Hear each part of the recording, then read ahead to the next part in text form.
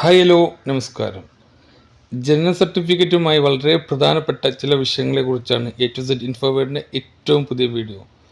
35 വയസ്സ് കഴിഞ്ഞ പല ആളുകൾക്കും ജനന സർട്ടിഫിക്കറ്റ് ഉണ്ടാവുകയില്ല. അതുപോലെ തന്നെ പല ആളുകളുടെ ജനന സർട്ടിഫിക്കറ്റിലും പേരിലോ അതല്ലെങ്കിൽ ഫാദറിൻ്റെയോ മദറിൻ്റെയോ പേരിലോ ഒക്കെ വ്യത്യാസം വന്നിരിക്കാം. അതുപോലെ തന്നെ വളരെ പ്രധാനപ്പെട്ട മറ്റൊരു കാര്യമാണ്, പല ആളുകളുടെ ജനന സർട്ടിഫിക്കറ്റും വർഷങ്ങൾ കഴിഞ്ഞതുകൊണ്ട് തന്നെ ചിലപ്പോൾ നഷ്ടപ്പെട്ടു പോയിട്ടുണ്ടാവും, അതല്ലെങ്കിൽ കീറിയതോ അങ്ങനെ പല ബുദ്ധിമുട്ടുകളും ഉണ്ടാകാം. ഇതെല്ലാം എങ്ങനെ സോൾവ് ചെയ്യാം? നഷ്ടപ്പെട്ട ബർത്ത് സർട്ടിഫിക്കറ്റ് എങ്ങനെ എടുക്കാം? അതുപോലെ ജനന സർട്ടിഫിക്കറ്റിലുള്ള തിരുത്തലുകൾ തിരുത്തുവാൻ എന്താണ് ചെയ്യുക? 35 വയസ്സോ അതല്ലെങ്കിൽ 40 വയസ്സിന് മുകളിലുള്ള ആളുകൾക്കൊന്നും ചിലപ്പോൾ ജനന സർട്ടിഫിക്കറ്റ് ഉണ്ടാവുകയില്ല. ഇത്തരം ആളുകൾക്ക് എങ്ങനെ പുതിയ ജനന സർട്ടിഫിക്കറ്റിന് അപേക്ഷ നൽകി പുതിയതെടുക്കാം എന്നിങ്ങനെയുള്ള വളരെ പ്രധാനപ്പെട്ട ചില വിഷയങ്ങളെക്കുറിച്ചാണ് എ ടു സെഡ് ഇൻഫോവേഡിൻ്റെ ഏറ്റവും പുതിയ വീഡിയോ ആദ്യമായിട്ടാണ് നിങ്ങൾ കാണുന്നതെങ്കിൽ എ ടു സെഡ് ഇൻഫോവേഡ് എന്ന ഈ ചാനൽ സബ്സ്ക്രൈബ് ചെയ്ത് തൊട്ടടുത്തുള്ള ബെല്ലൈക്കൺ കൂടി എനേബിൾ ചെയ്യുക. അങ്ങനെയെങ്കിൽ മാത്രമേ നമ്മൾ അപ്ലോഡ് ചെയ്യുന്ന വീഡിയോകൾ നിങ്ങൾക്ക് നോട്ടിഫിക്കേഷനായി ലഭിക്കുകയുള്ളൂ. നിങ്ങൾക്ക് ബർത്ത് സർട്ടിഫിക്കറ്റ് ഉണ്ട് എന്നുണ്ടെങ്കിൽ കമൻറ്റ് ബോക്സിൽ എസ് എന്നും ഇല്ല എന്നുണ്ടെങ്കിൽ നോ എന്നും കമൻറ്റ് ചെയ്യാൻ മറക്കരുത്. 35 വയസ്സ് കഴിഞ്ഞ ആളുകൾക്ക് അതല്ലെങ്കിൽ 40 വയസ്സ് കഴിഞ്ഞ ആളുകൾക്ക് പുതിയ ബർത്ത് സർട്ടിഫിക്കറ്റ് എങ്ങനെ എടുക്കാം എന്നതിനെക്കുറിച്ചുള്ള വളരെ പ്രധാനപ്പെട്ട കാര്യം വീഡിയോയുടെ അവസാനം വളരെ വ്യക്തമായി പറയുന്നുണ്ട്. വീഡിയോ മുഴുവനായും കാണുക. ആദ്യം നമ്മൾ നോക്കുന്നത്, ഇപ്പോൾ ഫോട്ടോയിൽ കാണുന്ന പോലെയുള്ള ബർത്ത് സർട്ടിഫിക്കറ്റാണ് നിങ്ങളുടെ കയ്യിലുള്ളത് എങ്കിൽ അത് ഏറ്റവും ലേറ്റസ്റ്റ് ആയിട്ടുള്ള QR കോഡുള്ള സ്മാർട്ട് വഴി എടുത്ത ബർത്ത് സർട്ടിഫിക്കറ്റാണ്. ഈ ബർത്ത് സർട്ടിഫിക്കറ്റിൽ വേറെ തെറ്റുകളൊന്നും ഇല്ല എന്നുണ്ടെങ്കിൽ നിങ്ങളുടെ ബർത്ത് സർട്ടിഫിക്കറ്റ് ഓക്കെയാണ്. അതല്ല, നമ്മൾ തുടക്കത്ത് കണ്ട പോലെയുള്ള ബർത്ത് സർട്ടിഫിക്കറ്റ് ആണെങ്കിൽ ഇതുപോലെയുള്ളത് സൈറ്റിൽ നിന്ന് ഡൗൺലോഡ് ചെയ്തെടുക്കാം. ഇനി ചില ആളുകളുടെ ബർത്ത് സർട്ടിഫിക്കറ്റ് ഇപ്പോൾ കാണുന്ന പോലെയുള്ള മുദ്രപത്രത്തിൽ എഴുതിയതായിരിക്കാം. ഇത്തരത്തിലുള്ള ബർത്ത് സർട്ടിഫിക്കറ്റും മാറ്റിയെടുക്കേണ്ടതാണ്. ഇതെങ്ങനെ മാറ്റിയെടുക്കാമെന്ന് നോക്കാം. അതുപോലെ തന്നെ നമ്മുടെ പേരിന് നേരെ സർനെയിം ചേർക്കൽ, അതുപോലെ ബർത്ത് സർട്ടിഫിക്കറ്റിൽ പേര് ചേർക്കൽ തുടങ്ങിയവയ്ക്ക് സ്കൂളിൽ ചേർത്തിട്ടില്ലാത്ത 5 വയസ്സ് താഴെയുള്ള കുട്ടിയാണെങ്കിൽ പ്രത്യേകിച്ച് രേഖകളൊന്നും ആവശ്യമില്ല. ഫാദറിൻ്റെയോ മദറിൻ്റെയോ ആധാർ കാർഡ് മാത്രം വെച്ച് ഓൺലൈൻ വഴി അപേക്ഷ നൽകിയാൽ 7 ദിവസത്തിനുള്ളിൽ സാധാരണഗതിയിൽ റെഡിയാകാം. അതുപോലെ തന്നെ സ്കൂളിൽ ചേർത്തിട്ടുള്ള കുട്ടികളാണെങ്കിൽ സ്കൂളിൽ നിന്നുള്ള ഒരു എക്സ്ട്രാക്റ്റ് നിർബന്ധമാണ്. 10ാം ക്ലാസ് കഴിഞ്ഞ ആളുകളാണെങ്കിൽ SSLC ബുക്ക് വെച്ചാൽ മതിയാകും. ഇനി അതല്ല, കുട്ടിയുടെ മാതാവിൻ്റെയോ പിതാവിൻ്റെയോ പേരാണ് തെറ്റുന്നുണ്ടെങ്കിൽ അവരുടെ സ്കൂൾ സർട്ടിഫിക്കറ്റും ഒപ്പം ഒരു 197 സർട്ടിഫിക്കറ്റും ഹാജരാക്കേണ്ടതാണ്. ചില പഞ്ചായത്തുകൾ 2 197 സർട്ടിഫിക്കറ്റ് ഹാജരാക്കേണ്ടതുണ്ട്. 197 സർട്ടിഫിക്കറ്റ് എന്ന് പറഞ്ഞാൽ രണ്ടും ഒരാളാണെന്ന് സാക്ഷ്യപ്പെടുത്തി ഏതെങ്കിലും ഗസറ്റ് ഓഫീസർ സാക്ഷ്യപ്പെടുത്തുന്നതാണ്. പണ്ട് ഇത് വില്ലേജ് ഓഫീസർ മാത്രമായിരുന്നു സാക്ഷ്യപ്പെടുത്തിയിരുന്നത്. ഇപ്പോൾ ഏതെങ്കിലും ഗസറ്റ് റാങ്കുള്ള ആളുകൾ സാക്ഷ്യപ്പെടുത്തിയാൽ മതിയാകും. സ്കൂൾ ടീച്ചർമാരോ അതല്ലെങ്കിൽ പഞ്ചായത്ത്, വില്ലേജ്, കൃഷിയോ അങ്ങനെയുള്ള ഏതെങ്കിലും ഗസറ്റ് റാങ്കിലുള്ള ഏതെങ്കിലും ഉദ്യോഗസ്ഥർ സാക്ഷ്യപ്പെടുത്തിയാൽ മതിയാകും.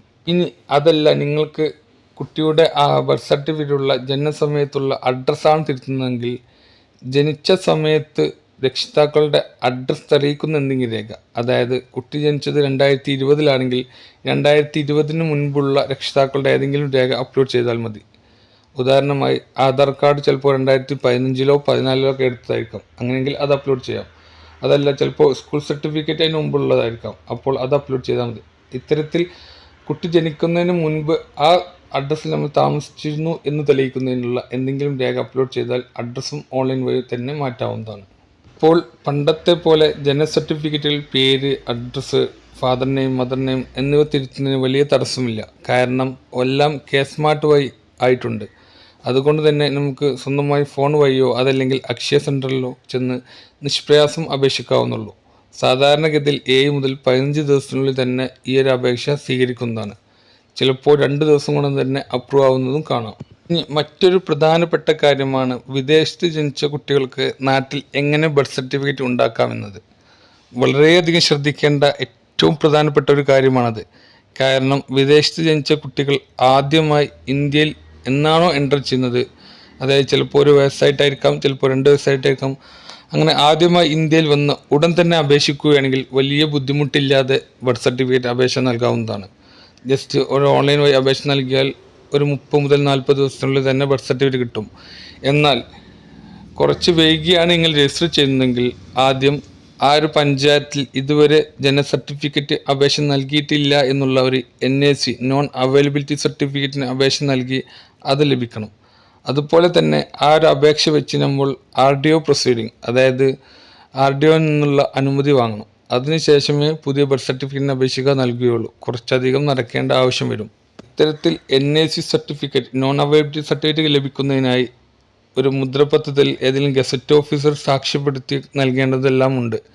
അതുകൊണ്ട് തന്നെ ആദ്യമായി എന്നാണോ ഇന്ത്യയിൽ വരുന്നത് അപ്പോൾ തന്നെ ഉടൻ അപേക്ഷിക്കാൻ എല്ലാവരും ശ്രദ്ധിക്കുക.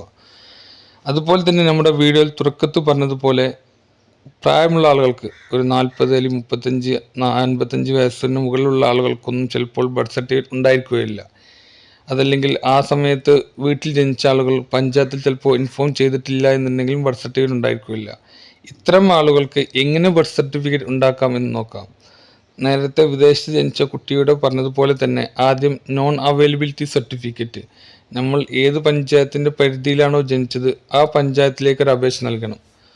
ഇതും കേസ്മാർട്ട് വഴി ഓൺലൈൻ വഴി അപേക്ഷിക്കാവുന്നതുള്ളൂ. തൊട്ടടുത്തുള്ള അക്ഷയ സെൻറ്ററിലോ അതല്ലെങ്കിൽ ഓൺലൈൻ സെൻറ്ററിലോ പോയാൽ നിങ്ങൾക്ക് നിഷ്പ്രയാസം അപേക്ഷിക്കാം. അങ്ങനെ എത്തരത്തിൽ അപേക്ഷ നൽകിയാൽ അവർ അന്വേഷിച്ച് അവിടെ ബർത്ത് സർട്ടിഫിക്കറ്റ് രജിസ്റ്റർ ചെയ്തിട്ടില്ല എന്നുള്ളൊരു സർട്ടിഫിക്കറ്റ്, നോൺ അവൈലബിലിറ്റി സർട്ടിഫിക്കറ്റ് നൽകുന്നതാണ്. ഈ സർട്ടിഫിക്കറ്റ് വെച്ച് തൊട്ടടുത്തുള്ള, അതായത് നിങ്ങളുടെ വില്ലേജ് ഓഫീസ് ഏതാണോ ആ വില്ലേജ് ഓഫീസ് വഴി ഒരു അപേക്ഷ നൽകുക. RDO പ്രൊസീഡിങ്, RDO അനുമതിയോടുകൂടി ഏകദേശം ഒരു മാസം വരെ സമയം പിടിക്കാവുന്ന ഒരു സംഭവമാണിത്. അവരുടെ ലെറ്റർ നിങ്ങൾക്ക് ലഭിച്ചതിന് ശേഷം വീണ്ടും കേസ്മാർട്ട് വഴി പുതിയ ജനന സർട്ടിഫിക്കറ്റിന് അപേക്ഷ നൽകേണ്ടതാണ്. ഇത്തരത്തിൽ അപേക്ഷ നൽകിയാൽ ഒരു 10 മുതൽ 20 ദിവസത്തിനുള്ളിൽ നിങ്ങളുടെ അപേക്ഷ പ്രോസസ്സ് ചെയ്ത് അപ്രൂവ് ചെയ്യുന്നതായിരിക്കും. ചുരുക്കി പറഞ്ഞാൽ നിങ്ങൾക്ക് ഇത്തരത്തിൽ അപേക്ഷ നൽകിയാൽ ഏകദേശം 2 മാസം വരെ എടുക്കാം പുതിയ ജനന സർട്ടിഫിക്കറ്റ് ലഭിക്കുവാനായി. എന്നിരുന്നാലും നിങ്ങളുടെ ജനന സർട്ടിഫിക്കറ്റ് ലഭിക്കുന്നതാണ്. ജനന സർട്ടിഫിക്കറ്റുമായി എന്തെങ്കിലും സംശയം, അതായത് ഓൺലൈൻ അപേക്ഷ നൽകുന്നതിനോ അല്ലെങ്കിൽ മറ്റെന്തെങ്കിലും സംശയം ഉണ്ടെങ്കിൽ നമുക്ക് വാട്സപ്പ് വഴി ബന്ധപ്പെടാവുന്നതാണ്. ഇത്തരത്തിൽ വാട്സപ്പ് വഴി ബന്ധപ്പെടുന്നതിനായി സബ്സ്ക്രൈബ് ചെയ്തതിന് ശേഷം തൊട്ടടുത്തുള്ള ജോയിൻ ബട്ടൺ ക്ലിക്ക് ചെയ്ത് ജോയിൻ ചെയ്ത് കഴിഞ്ഞാൽ നിങ്ങൾക്ക് വാട്സപ്പ് നമ്പർ ലഭിക്കുകയും വാട്സപ്പ് വഴി സഹായം ലഭിക്കുന്നതുമാണ്. ഇത്തരത്തിൽ ഉപകാരപ്രദമായ വീഡിയോകൾ നിങ്ങൾക്ക് നോട്ടിഫിക്കേഷനായി ലഭിക്കണമെങ്കിൽ A to Z ഇൻഫോവേഡ് എന്ന ഈ ചാനൽ സബ്സ്ക്രൈബ് ചെയ്ത് തൊട്ടടുത്തുള്ള ബെല്ലൈക്കൺ കൂടി എനേബിൾ ചെയ്യുക. അങ്ങനെയെങ്കിൽ മാത്രമേ ഇനി നമ്മൾ അപ്ലോഡ് ചെയ്യുന്ന വീഡിയോകൾ നിങ്ങൾക്ക് നോട്ടിഫിക്കേഷനായി ലഭിക്കുകയുള്ളൂ.